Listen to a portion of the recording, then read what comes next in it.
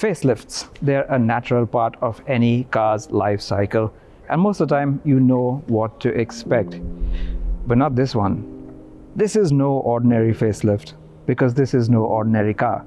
It is what many regard to be the best car in the world.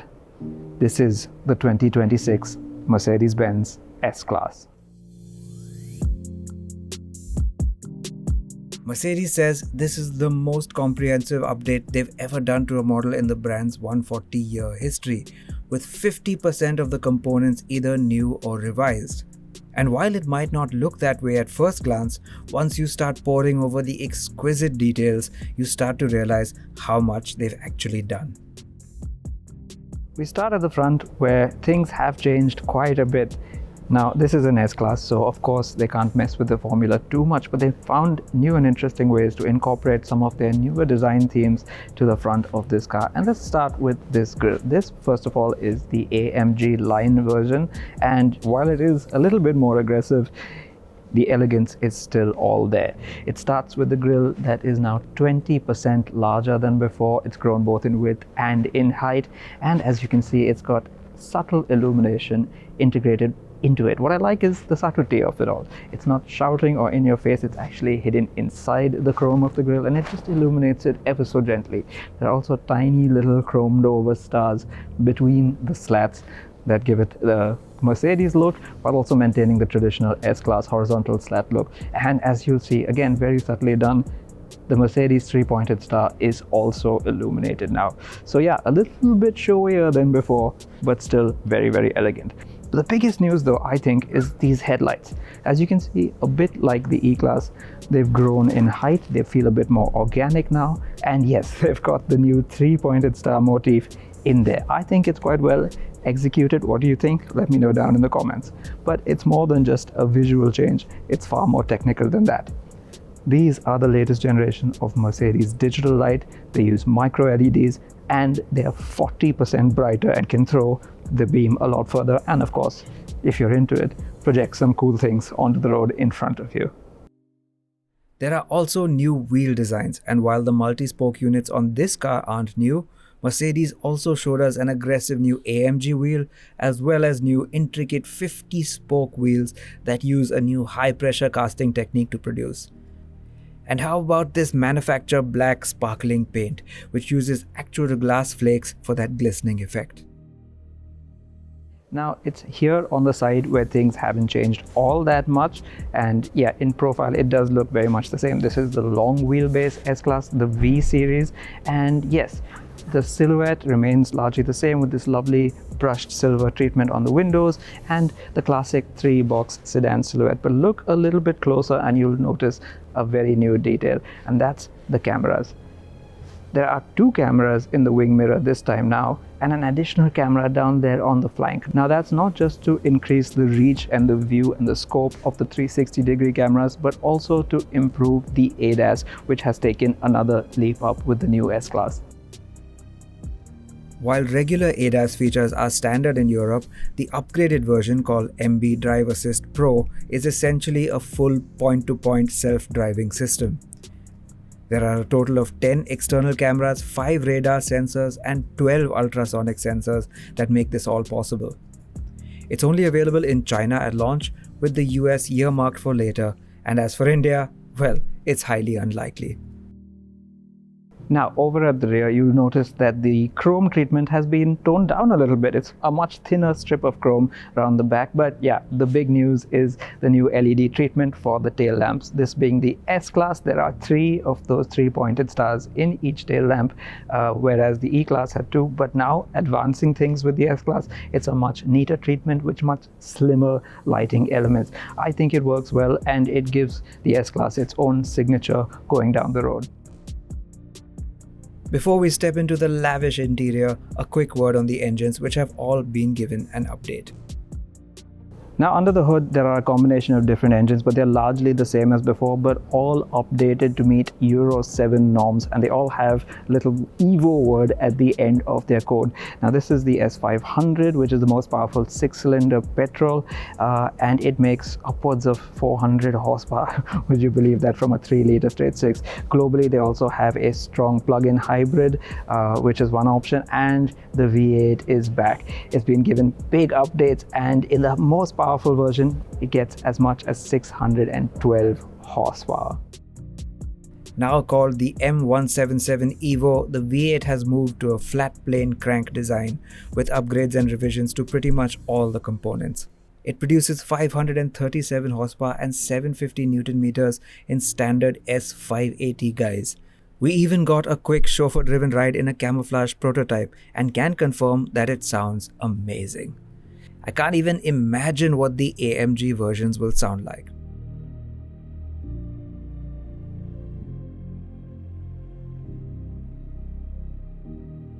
In Europe, the S-Class now gets 4.5-degree rear axle steering as standard, though it remains to be seen if that's the case for India, and a 10-degree version as an option. Air suspension remains standard with active ride control as an option. All this contributes to a serene in-cabin experience, which has been given its own share of elevations, the biggest of which is up front. MBUX is dead. Say hello to MBOS. That's right, Mercedes' new operating system called MBOS, which we first saw in the CLA EV, has made its way to the S-Class. It's an entirely new system, although some things are familiar, and well, it's put out on this super screen, much like we saw in the E-Class, but of course things are much larger and in higher fidelity. This is a pair of 12.3-inch screens on the outside, the driver's display and the front passenger display, and I think a 14.5-inch screen in the center for the main touchscreen. In terms of gadgetry and gizmos, MBOS is the star of the show. It's got an AI intelligent assistant. There are very slick responses, and you can see the whole car responds to the slightest touch, changing colors and everything as you go through the various screens. Yes, a lot of it seems to be embedded in the touchscreen, which is a little disappointing, but at least your essentials can be accessed via these little shortcuts over here. Interestingly, they've done away with the fingerprint reader, which used to be on older cars, but instead it has face recognition this time around to identify who is sitting where. All that is done via that camera over there, which has multiple purposes apart from face recognition. It's also a selfie camera, it's also a video conferencing camera, and it also helps with some of the internal security of the car when it's parked. It's so much more than just a few gizmo updates though. The entire E&E architecture has been gutted and rebuilt from scratch. Merck calls it a supercomputer, and this is now effectively a software-defined vehicle, or SDV, able to receive functional updates over the air throughout its life. There's also a lot of cloud computing, enhanced V2X capability, and yup, as is the trend these days, AI. In fact, that AI assistant combines 3 AIs, ChatGPT, Gemini, and Bing, to give more comprehensive results, and the new onboard navigation is based on Google Maps, which also incorporates AI. Now about the dashboard, it's completely new and completely changed from the current S-Class, and it does resemble the EQS a little bit more. How you feel about that, let us know down in the comments. I think they've managed to retain a good amount of the S-Class's classiness while going quite high tech, but it is very modern looking in here, and it's also a little bit more practical, as you'll see in a second. The AC vents sort of stretch along the width of the dashboard and go behind the driver's display there. There is a strip of ambient lighting that can be configured in a number of different ways, and they've retained a few physical controls on this tray down here that I am happy to report. Speaking of physical controls, they've brought them back to the steering wheel. There are rocker switches and roller switches on the steering wheel, although some touch controls still remain, but again, a step in the right direction. Quality, of course, is phenomenal. This is an S-Class after all, and even the stalks, though plastic with a little bit of silver finish, look very high quality and are nice to touch. One great practical change is that they've moved the wireless charger, there are 2 of them now, right up here on the dashboard, so you no longer have to fumble around in this little space down there with your phone. It's right there in easy access when you need it. But practicality still remains. There's a lot of storage down there, including cup holders and a little bit of storage back here as well.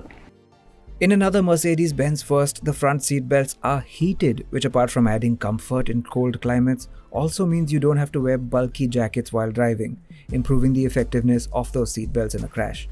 And if you're wondering why the rear seat belts aren't heated too in an S-Class, that's because, as before, they contain their own airbags, and heating them would be a safety hazard. An interesting new piece of design are the AC vents, which apart from the two central ones that exist quite flat over here, the ones out there at the corner are these circular designed elements with a bit of bright chrome as well as brushed aluminium. It's very, very sci-fi. I'm not sure it's quite in fitting with an S-Class, but that remains to be seen. It's even ringed in ambient lighting. And here's the thing, like the E-Class, they are digital AC vents, so you can operate them from the touchscreen. There are preset settings like point to your face or diffuse that move the AC vents around and give the desired effect. But the good part is, if you don't like to do that, they are manually overridden. You can just move it around yourself and point it where you want it to go. The fewest updates have come to arguably the most important seat in the car. But then why tinker with a winning formula? If it ain't broke, don't fix it, right? And well, the backseat of an S-Class was already possibly the best place to be on four wheels, and things have only improved from there. The basic layout does remain the same, but these little touches that make things just a little bit better are all over the place. Now, this is an exclusive manufacturer car. It's got the split rear cabin with the fixed center console, but even the standard 5-seat rear cabin, which is probably what we'll get in India, is opulent as ever. Now, these 13.1-inch touchscreens, they moved up to MBOS as well. So what you get is super slick responses. And yes, you can do video conferencing back here too, thanks to little cameras in the back of each of these screens. As before, this one comes with the Burmester audio. This one has the full Burmester audio with these elegant speaker grills all over the place. And as before, these seats are reclining, heated, cooling and massaging. You even get the BOS function, which lets you recline the front passenger seat all the way, letting you stretch out like a business class cabin. Another new touch is digital AC vents at the back here too. So while you can adjust them manually, there are presets that let you select from a few options of how you control the airflow. There are, of course, 4 switches on each door for the windows, the sun blinds, and yes, the sunshades on the windows as well. Now, this being the split cabin, there's a wireless phone charger here. It's a little bit different in the standard 5-seat cabin. But what's new is that where there was a sort of iPad tablet controller to control the back seats, now you get a pair of little iPhones. Yep, these little tiny touchscreens operate the screens in front of you here. You can of course use the touchscreen itself, but this makes it a little bit neater and more familiar to those who are familiar with smartphones, which is everybody.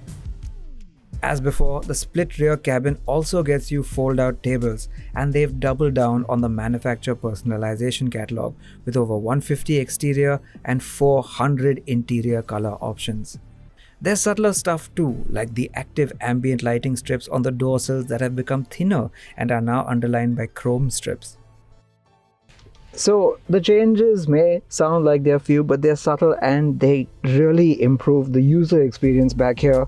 But the comfort remains the same. It's as luxurious and as opulent as ever. And this is where the owner of an S-Class will be spending the majority of their time. And heads of state and billionaire industrialists alike can rejoice because there's an updated S-Class Guard 2, which is armored to VR10 grade protection.